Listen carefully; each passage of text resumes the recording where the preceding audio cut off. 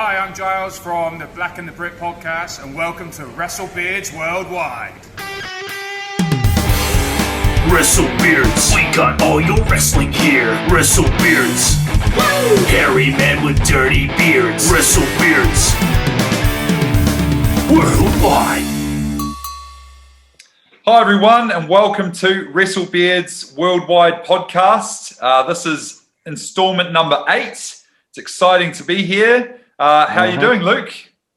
I'm good. An interesting week of wrestling. How are you, Shrek? I'm brilliant, mate. It's going to be a good day this coming Monday for us, Royal Rumble. It's the pay-per-view we always look forward to in the year. It's also been a very full-on week of videos on the YouTube.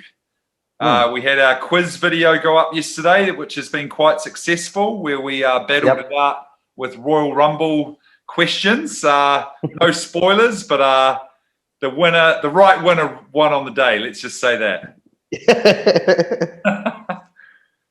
We've also got another podcast in the annals now, where Cam and Mark were special guests, and I discussed with them back in the day, then, now, and forever. Plus, we had a top 3 where we talked about who would be on our Mount Rushmore of professional wrestling. So it was a good little conversation, and one that I hope we continue in the future.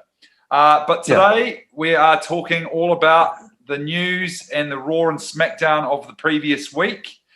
Before we get into that, I just want to give a couple of shout outs to some new subscribers to the channel.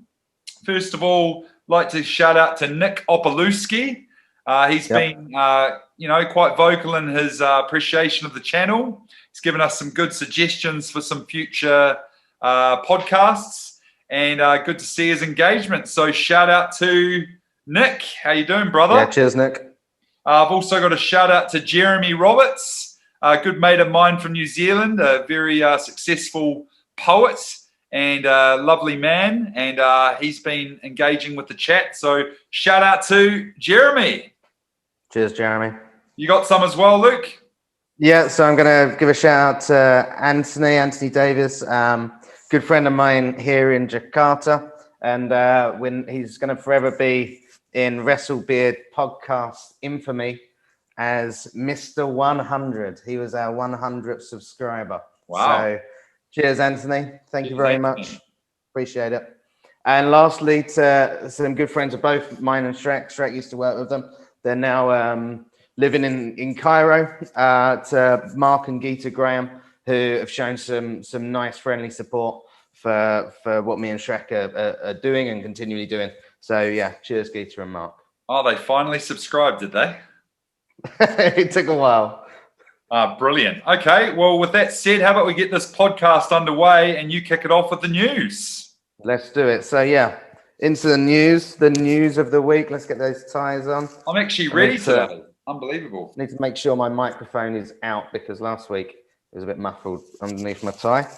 So there we go. Full Windsor? Full Windsor. Let's see it. Perfect. Right. So first bit of news, and something that has only come out the last day or so, is Ronda Rousey's supposed end of contract date with the WWE. And what's interesting about it is that it's her last day as a contracted worker, wrestler, talent on the WWE roster is the first day of this year's WrestleMania on April the 10th. And so I'm curious as to your thoughts, Shrek. Do you think this is just a coincidence or an intentional leak, and maybe some foreshadowing of what might be getting lined up for WrestleMania this year and to do with Ronda Rousey? Yeah, I'd have to say it's quite interesting if, when these wrestlers are signing contracts, why ever the WWE would sign a contract up to a day before their biggest wrestling event of the year. They obviously forecast when these things will happen a long time in advance. So, that's the first thing I take away from that. It's probably no fluke. I do see Rousey coming back to the squared circle soon enough. It'd be nice if it was in this coming Royal Rumble, but I guess we're going to have to wait and see. Okay. Yeah. So yeah, I don't think that it's coincidental at all. I think there is lots of thought and ideas behind this. Again, I think that she may make a return.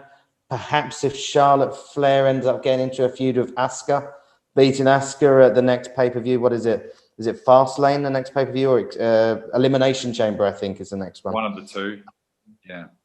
And then maybe Rousey returns to face Charlotte at Mania, and then that's her farewell. I can't see Rousey signing a new contract. I don't think that's what she wants. She might come back again a bit later, but yeah, I think that's where it's going. Certainly a non-coincidental point there. The next one, there's rumors that have been circulating since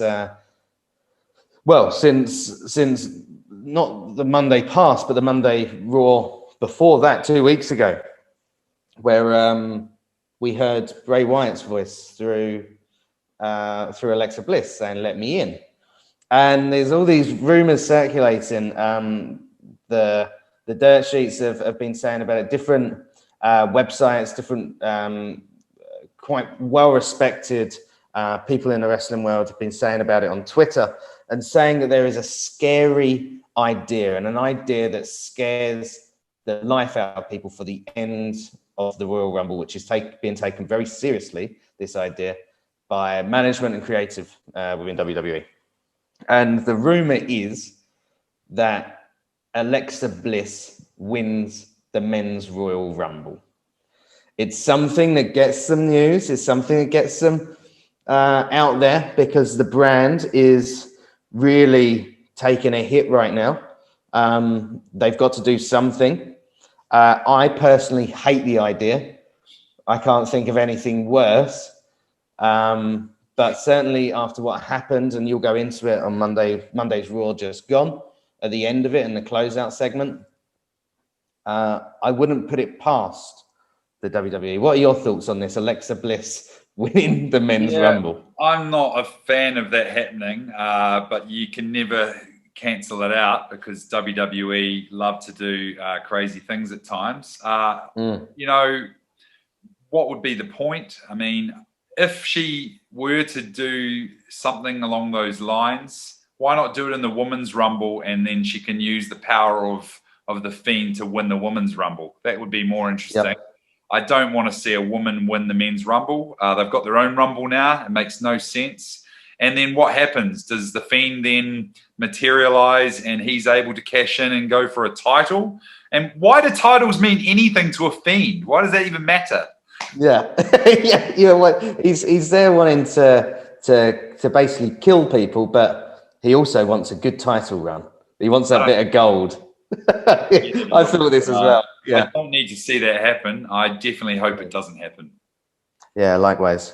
And last one, the WrestleMania 37 plans.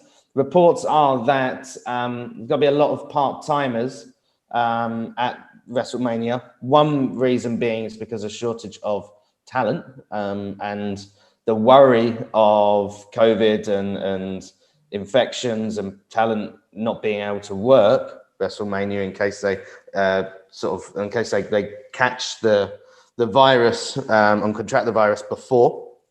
One of those talents is John Cena, who reportedly is extended for another 3 years with the company up until WrestleMania 39.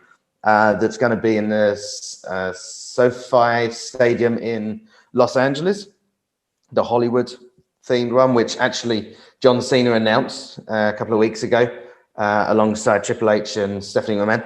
But that also Cena is going to have a major role in this upcoming WrestleMania 37. So here's my idea. Here's my thought. And I heard it before, and I thought about it too. Goldberg wins. Goldberg gets the title. John Cena wins the Elimination Chamber. John Cena then fights Goldberg at WrestleMania, beats Goldberg, and has his 17th title joint with Ric Flair. What are your thoughts on that? What do you think? Goldberg wins the title, and then John Cena challenges him. That's when the world explodes. No, I don't want to see that happen. Why don't we throw a three-way dance and throw Hulk Hogan in the mix? The politicking three-way for the ownership of our brains. I don't know. No, don't make that happen. I'd like to see Cena back in some capacity. He's got that bigger name value than he's ever had. But I'd like to save it for a live audience, and I'd like to see him face The Rock and potentially down the line at that Hollywood. Yeah, that would be good. Mania. Yep. But yeah, I wouldn't even waste my breath on having a Goldberg Cena match. No way.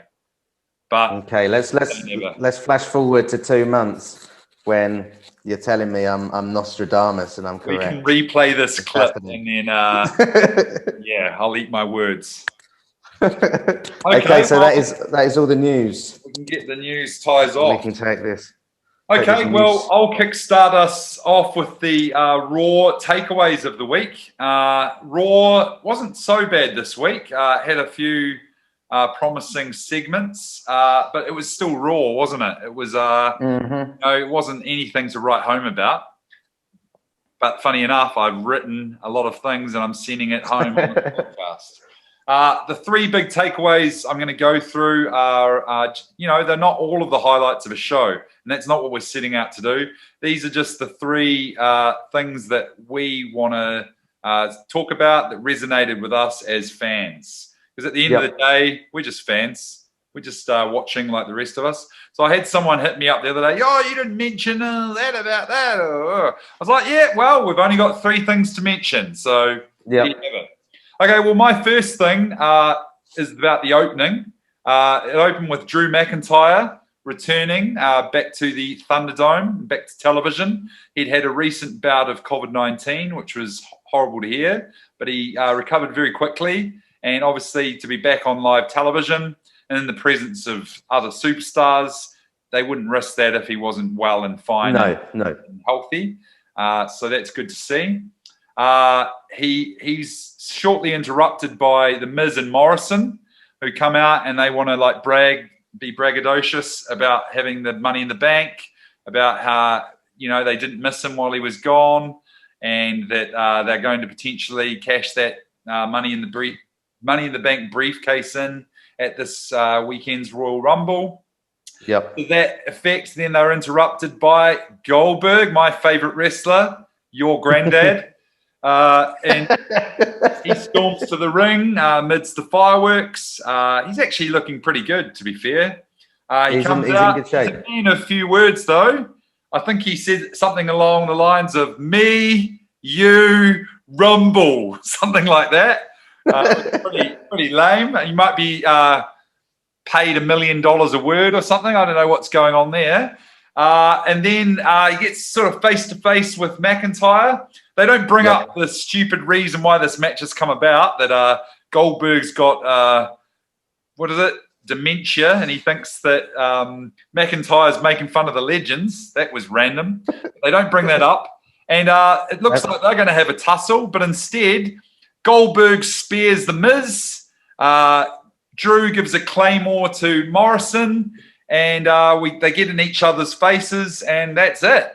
So that's our build-up for the WWE title match. Now, we've made our picks for the match. That was one of the only few matches that we disagreed on in our predictions. You went with Goldberg, and I went with Drew. What do you think about the segment on Raw? I thought it was the best things in it with The Miz and Morrison again. Goldberg coming out when they were staring at each other and they're like, should we get them? And they both pull him over into the ring. The Miz sold the spear like he'd just been shot by a cannonball. Like, his selling of that was brilliant. And then just to close out, standing next to each other. That's our go home for the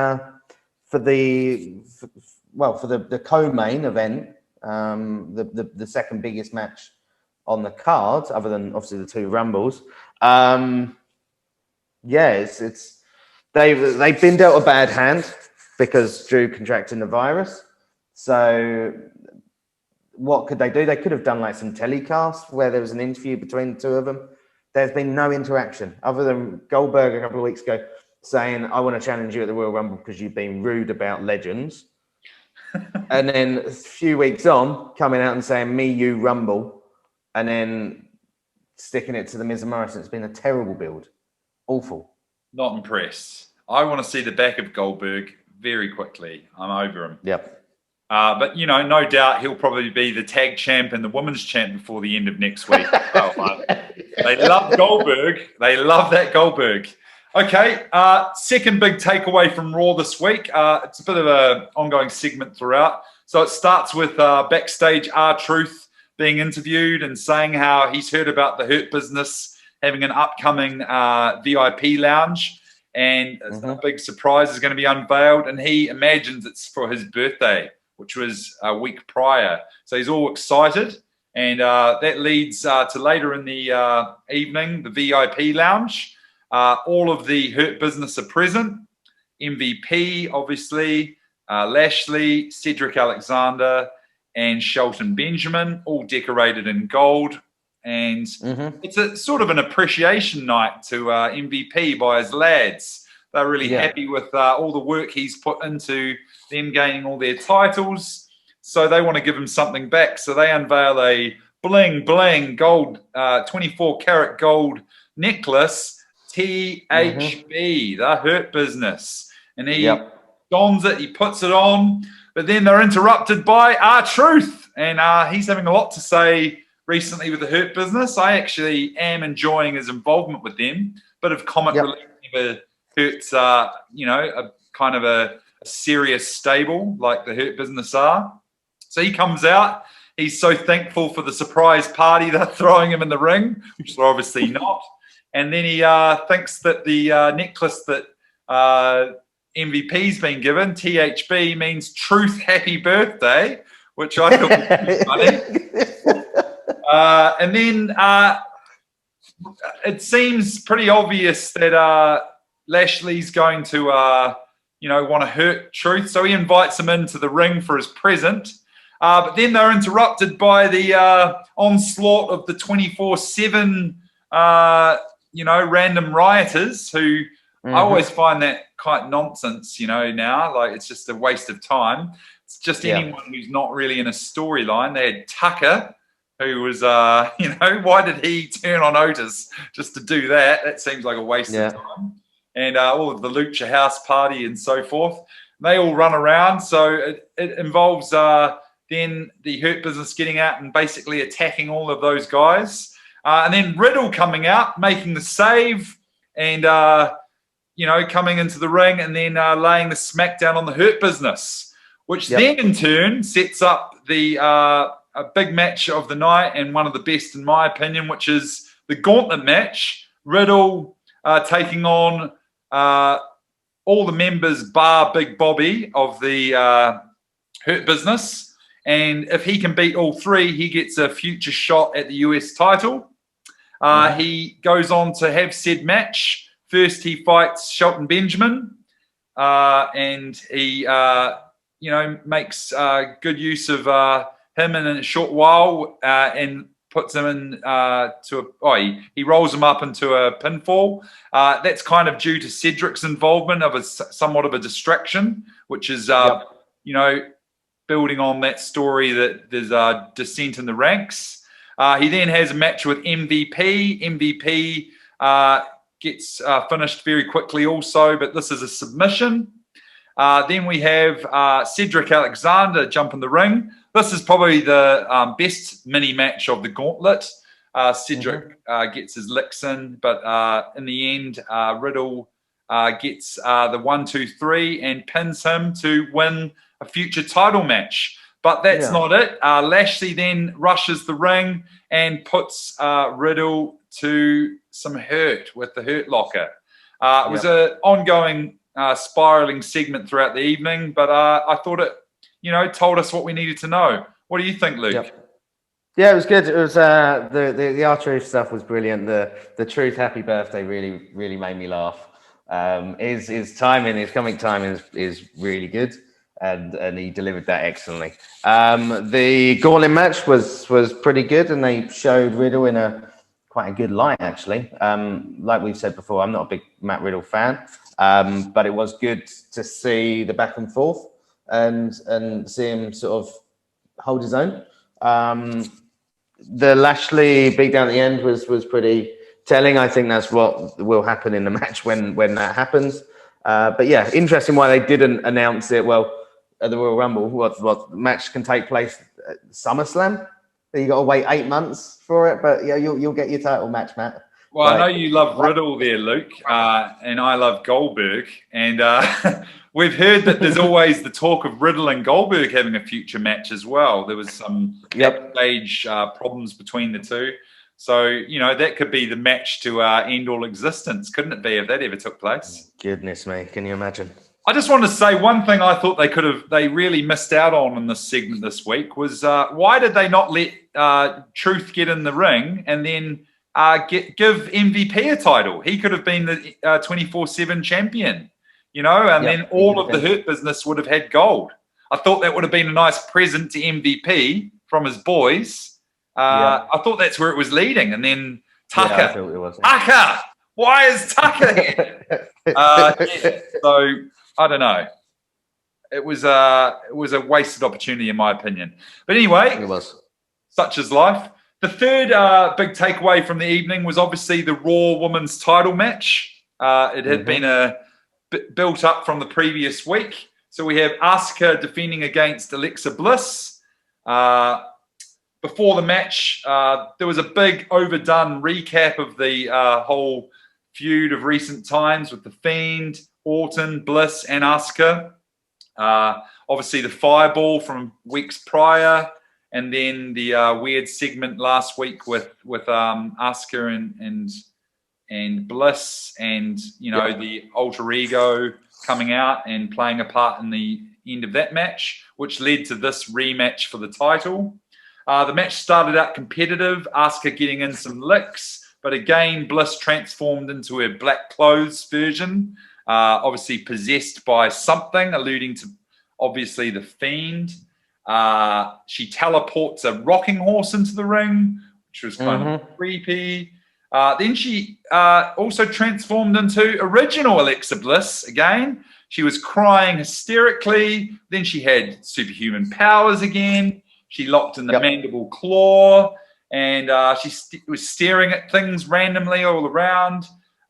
She changed back to the black Alexa Bliss again, and you know, she applied the mandible. But then who appears behind but none other than Randall Keith Orton, RKO to Alexa Bliss, which we haven't seen in a long time, an RKO on a lady, and fade to black.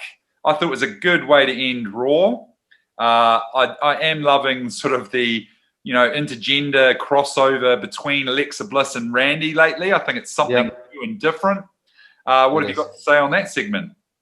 Yeah, like obviously doing that at the end was the only way to keep the title on Asuka and to keep Alexa Bliss looking strong. The match was, I thought it was okay. I didn't think it was some of their best stuff, but the storytelling was pretty good. Certainly towards the end when she was crying, and then she was in the corner and she was doing the Bray Wyatt lean back. And then Randy Orton at the end, which looked like a really hard RKO. He really slammed her down. He wasn't wearing the medical mask, though, was he? He wasn't burned anymore.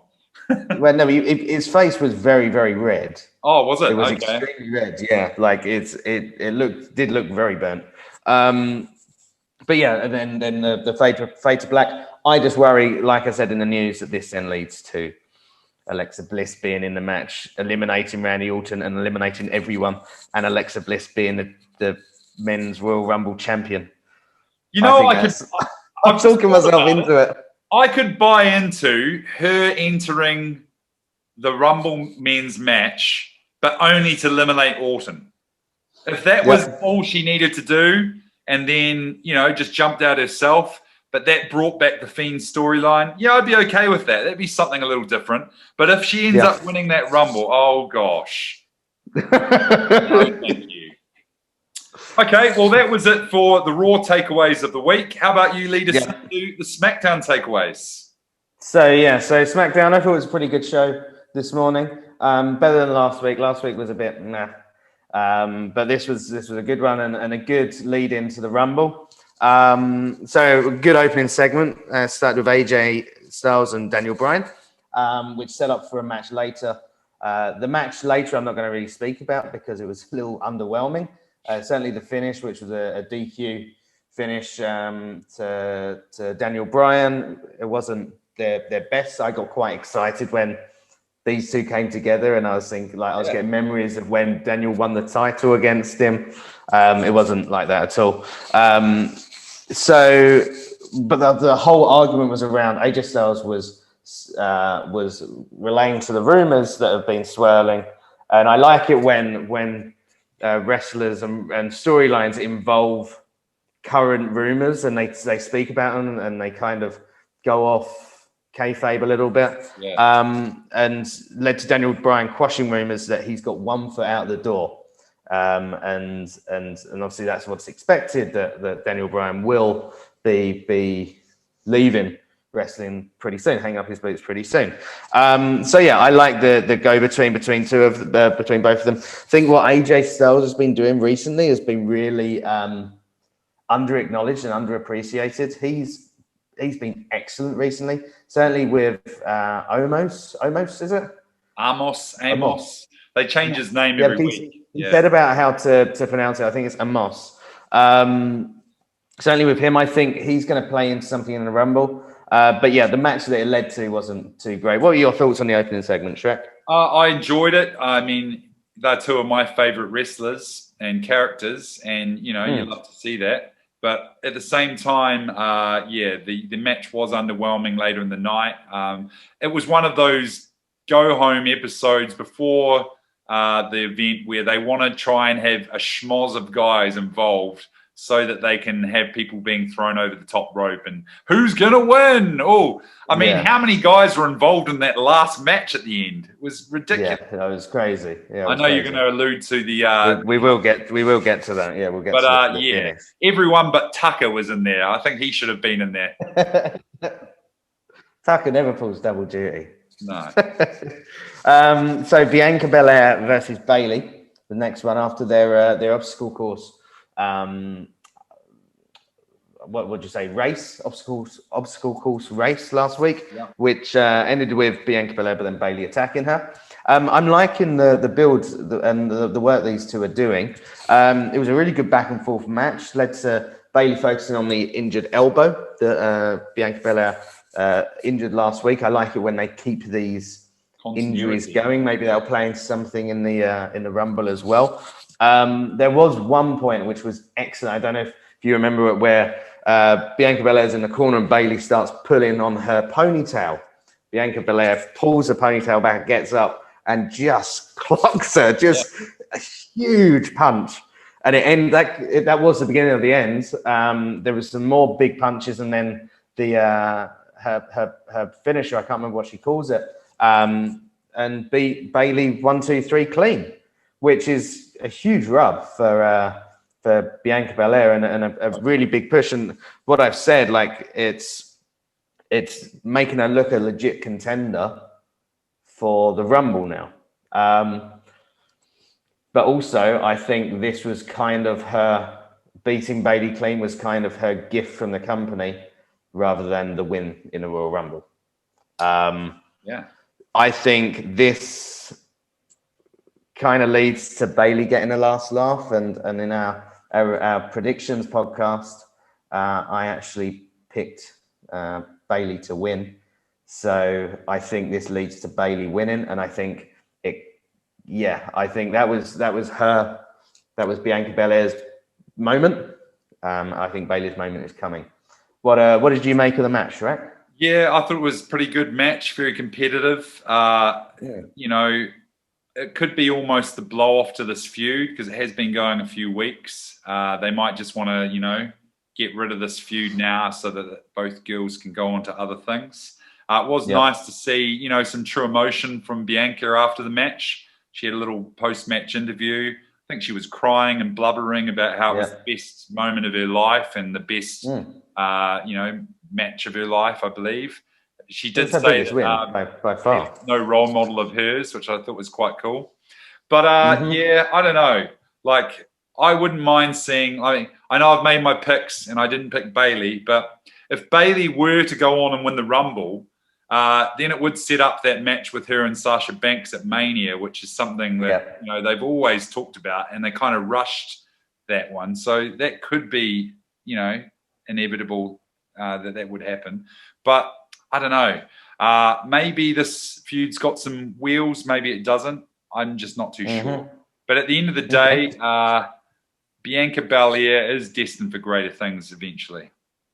She is. Oh, she's a great wrestler, great talent. She will get that. But I think you're right. Like, the thought of a massive build to Bayley, Sasha Banks, I think that's where they're going, and that's why I've chosen Bayley.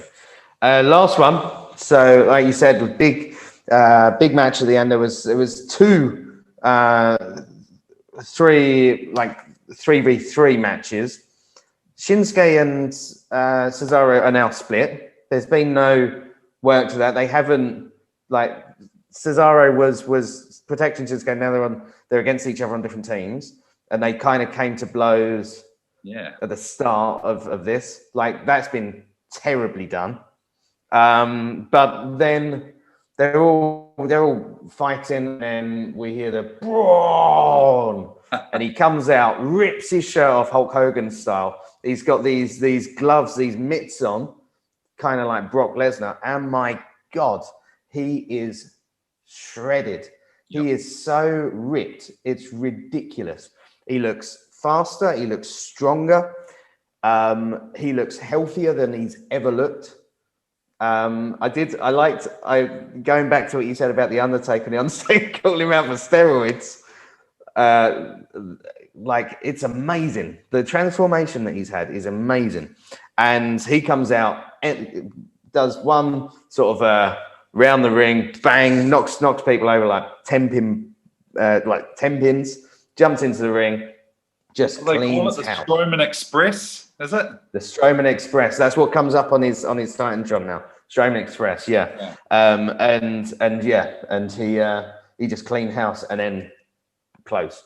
So they're leaving. Strowman's obviously back because I think he was injured, but he was written off TV after being suspended after Survivor Series. But he's back. He's looking great. I was expecting that he would probably be an entrant into the Rumble. I don't really know why they brought him back at the SmackDown, other than to show his new physique and his new style and how big and bad and strong he looks. He looks like a genuine contender for the Rumble. Like, he's massive. Well, it's another spanner in the works, isn't it? Like, another person we might be led to believe will win, but I definitely don't think they're going to put the accolade onto Strowman. I mean, he did win the greatest Royal Rumble. How can you go backwards after that? What are your thoughts on Strowman? How he looked?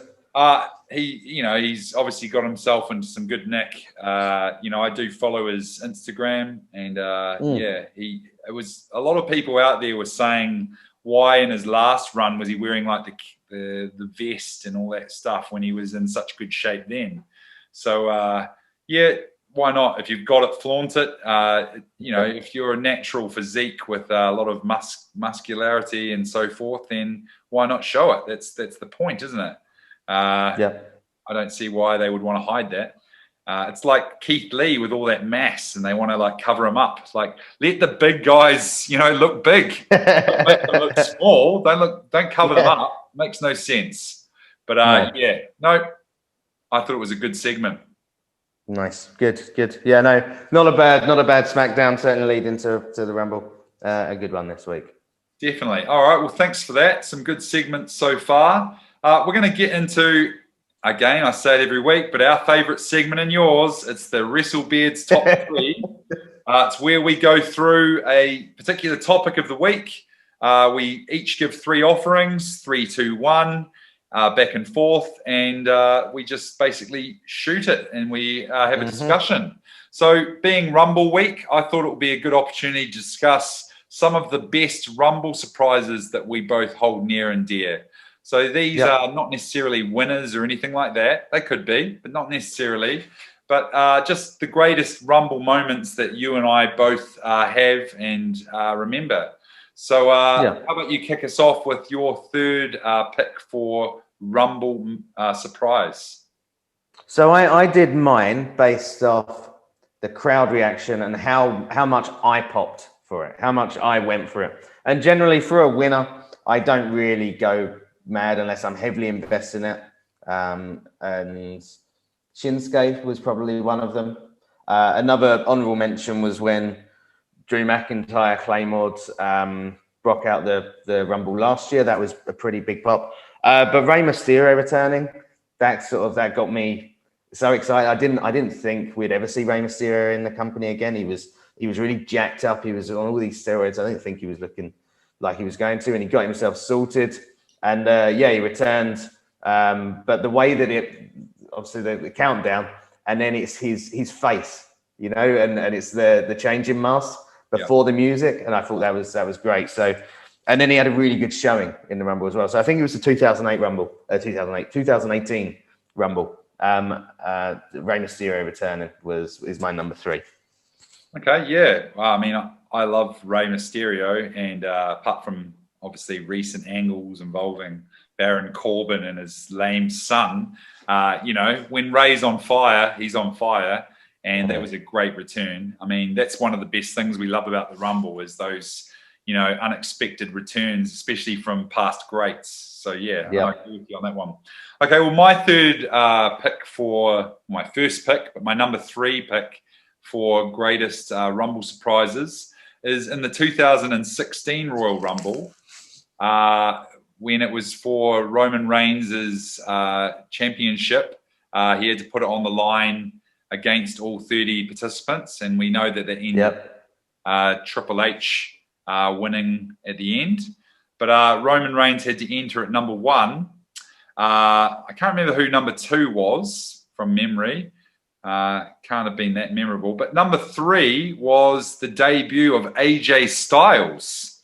It's first time in the company. He'd just done a spell in New Japan, and obviously had made a name for himself in TNA and Ring of Honor previously.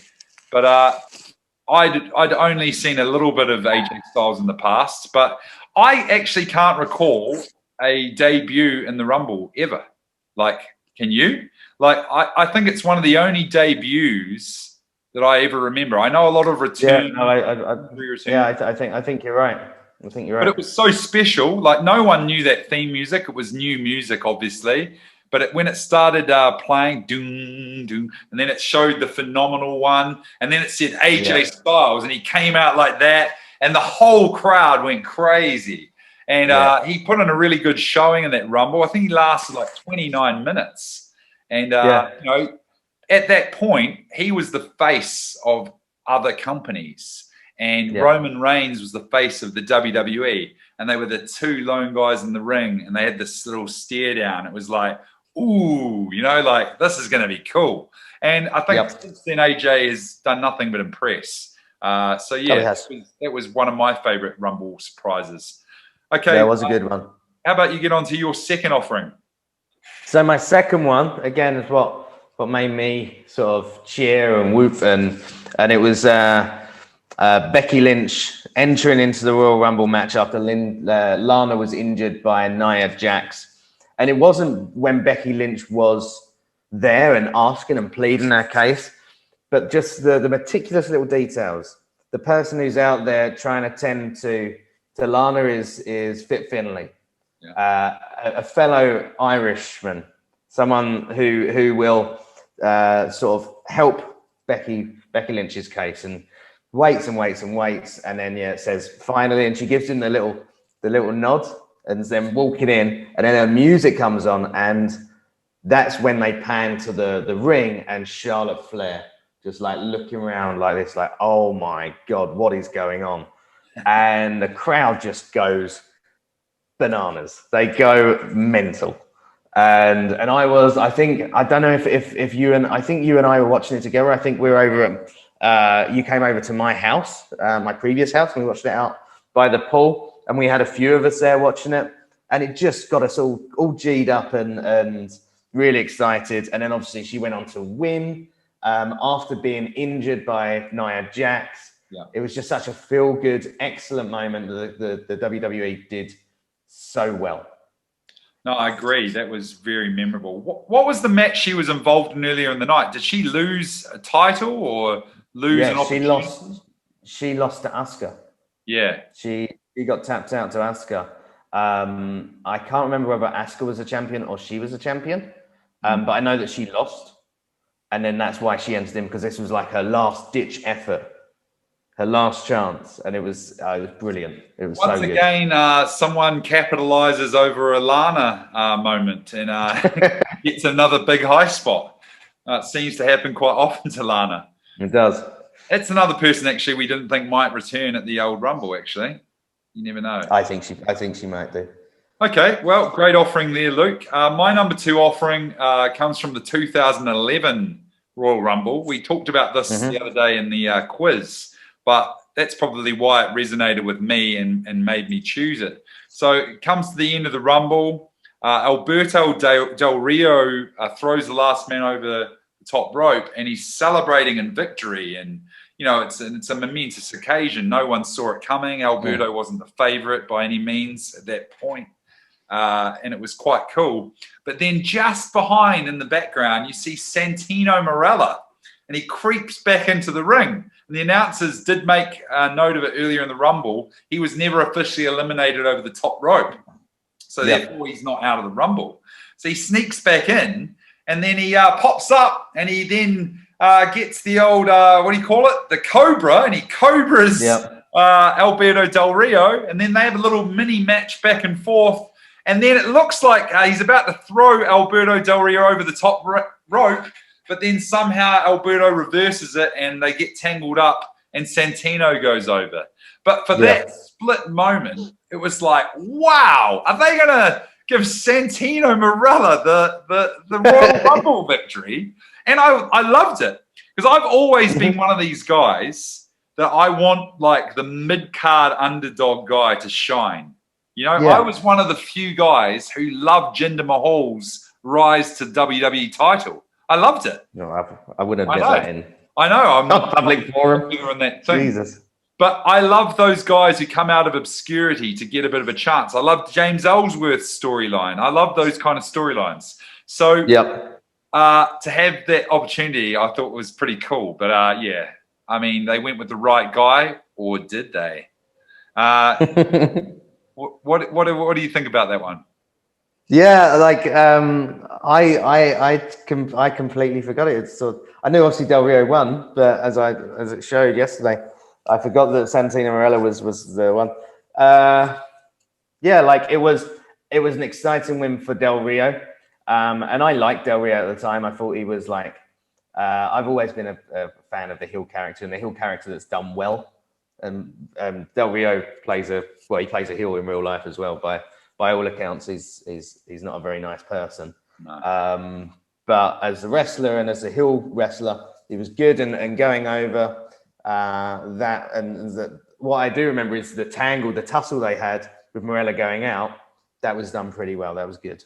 Well, you know what? I wanted to rewatch it back just after we talked about it. So I put into YouTube Santino Marella Royal Rumble. That's what I wrote at the top. And then the first video that came up was Santino Marella wins the Royal Rumble.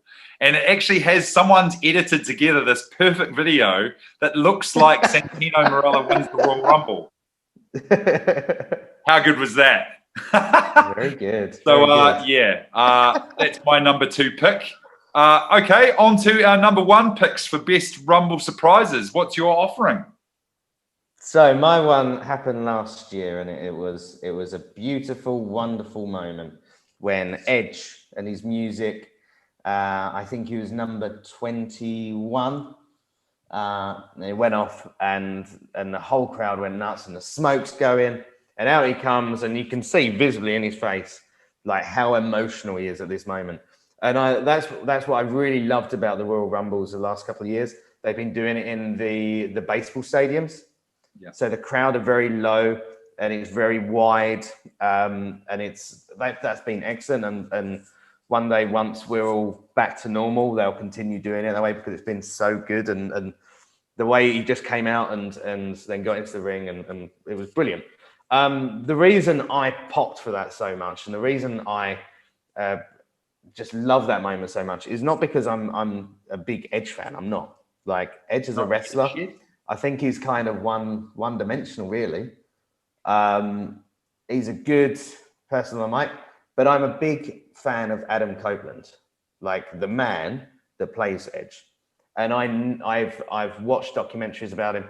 I've known what struggle and what mental hardship the guy's gone through, and the difficulty to accept that his in-ring career was over, out of his hands. And he tried and he tried and he tried and he had all of these surgeries on his neck just over and over and over again. And then 8 years later was able to go and do it. That was why it's my number one, because it was just an amazing moment. No, I couldn't agree more. It's just a shame in this age with the internet and all the spoilers that we get that there was some kind of illusion that was. There were rumors, yeah. But yeah, no, I totally agree. A little bit of information I just thought of. Edge's last match before he came back was against Alberto Del Rio, where he lost the title to him from memory. Yeah. And that was horrible. It's interesting, like a year ago, or a couple of years ago, Daniel Bryan, Edge, all these guys were injured and were never able to make a comeback. And then they've all come back. So pretty cool to see. It is. Yeah. Is there hope for Austin? I don't think so. Maybe. Okay. Well, my number one pick for Rumble surprises comes from the 2008 Royal Rumble. It was the one in the one of the ones they had in the Madison Square Garden in New York, and it was where got down. 29 competitors had been in so far. Got to number 30, and everyone was like, "Oh, who's it going to be?" And then hustle, loyalty, respect. John Cena made his triumphant return. Now, only a few months prior, he had a torn pectoral injury, and he was meant to be out for over a year. I think it was only 4, maybe 5 months he'd been out. Yep. And he returns at the Royal Rumble. And it was just so, like, out of the blue. There was no spoiler leading up to it. I guess it's one of those ones, like, no one needed to spoil. Like, why would you even think of that? Because no one comes back from injury early. He's Super Cena. But I remember Triple H was in the ring and just, like, there was a big beat down. There was a melee of a lot of guys at that point in the Rumble. But as soon as that Cena music hit, everyone stopped still and, like, just was all stood up. And there's this image of, like, Triple H in the middle of the ring just staring at, like, Orton and Cena in disbelief. It was crazy visual. Cena goes on to actually win said match, which was awesome. And it's down to him and Triple H in the final two. It was just a great memory. And I don't know, I was never a big Cena fan like a lot of people were, but I do like a great comeback, and a great surprise. I think that's why I love the Rumble. I love the surprise element. And normally, just like you said with the Edge one, I'm not too shocked by many things. Like, I've heard the rumor, I've seen it coming, so therefore, But that one was one that got me. Just like the AJ Styles one, I didn't see that coming. So there we go.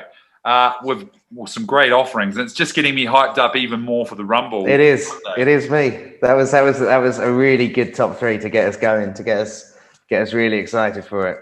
Okay, well, we're nearly at the end of the podcast. We've got our last segment of the week, which is, as teachers do, we love to give out homework. So our homework is a little bit different. It's always a wrestling offering of some degree, something wrestling related. So how about you kick us off with your offering of homework for the week? So this is a simple one, really, because Shrek and I hope that this wrestling podcast guy may have followed us or may have checked us out. So I wanted to give something back in return. He's really the original guy that I got into watching video wrestling podcasts. I listen to Wrestle Talk and Wrestle Ramble, but the video one that I will sit down on my lunchtime in front of my TV and watch for 30 minutes is Wrestling with Regret. Regret is with a W before the R, so it's WWW. Podcast by Brian Zane. And both Shrek and I are big fans and have been for a long time. He's been going for about 4 or 5 years now. He did a really good predictions show recently, so go check that out. But he does the thing that I like is his old pay-per-view reviews.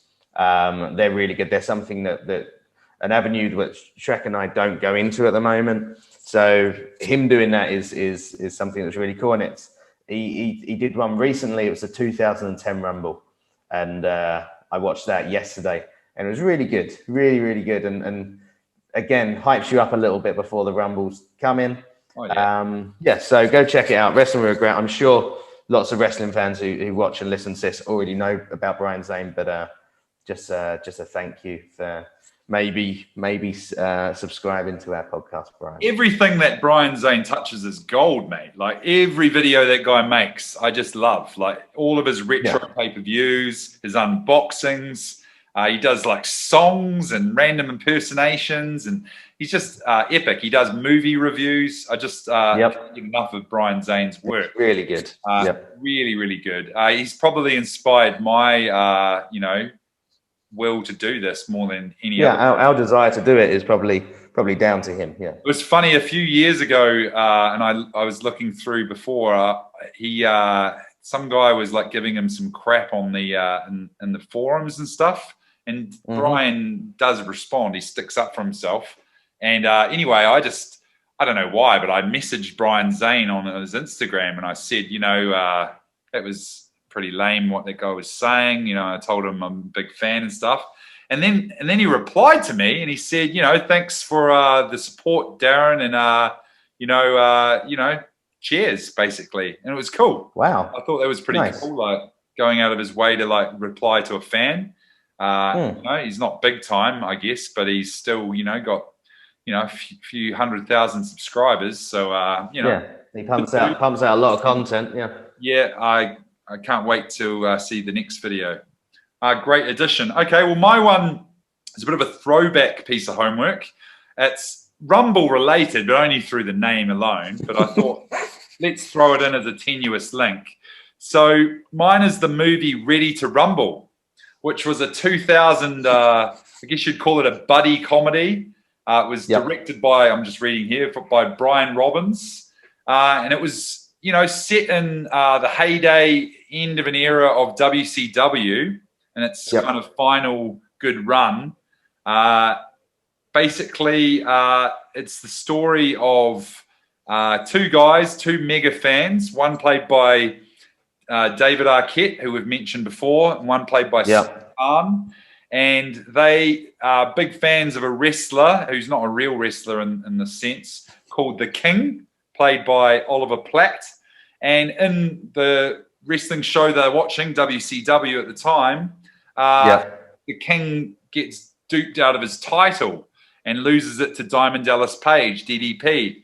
So the whole movie is basically these mega fans going on a sort of pilgrimage and an adventure to get their guy to win back the title. And they have a lot of involvement through the WCW. And there's a lot of cameos by a lot of my favorite wrestlers. Obviously DDP, Booker T, and so forth, Macho Man. And it also has a couple of small blink and you'll miss them cameos. One by R-Truth and one by John Cena. John Cena. Oh, wow. They're just working out in the gym. I guess it was prior to the big call-ups to WWE, but they're there, so try and find them. It was just a good feel-good movie. It was pretty cheesy, but it's one of those movies, if you're a wrestling fan, you'll enjoy it more.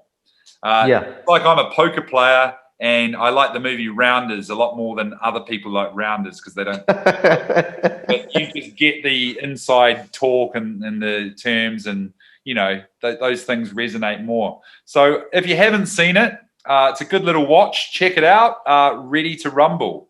It's also responsible in some ways for the downward spiral of WCW. So if you haven't heard about that, check it out and enjoy. There we have it, Luke. We are here at Royal Rumble weekends. We both made our picks every week leading up to this. I think we changed every other week of who we were picking. Just to remind people, who were your picks for the men's and women's Rumbles? I've gone for Daniel Bryan for the men's and Bailey for the women's. I'm going 2 SmackDown winners. Not bad. Well, I too have gone for Daniel Bryan for the men's, and I've gone with Alexa Bliss for the women's. So a little bit of the same, a little bit of difference, but nonetheless, I'm sure we're both wrong. It's going to be Goldberg winning the women's Rumble, Alexa Bliss winning the men's Rumble, and it's just going to be a kerfluffle. But, I'm still going to enjoy it anyway. Okay, well, that's it for us. I'll be back here in some capacity with some kind of Rumble live stream, I'm sure. And Luke, you're going to do the review for the Rumble, I believe. Monday. On Tuesday. So Monday, Tuesday. Tuesday will be out, Look forward to it. And, who's the champ? It's me, obviously. And I plan on staying the champ. So no Goldberg title victories this weekend. We'll see. All right, boy. All right. Cheers, guys. Thank you, Shrek. Catch you next time. Enjoy. Cheers, guys. Bye-bye.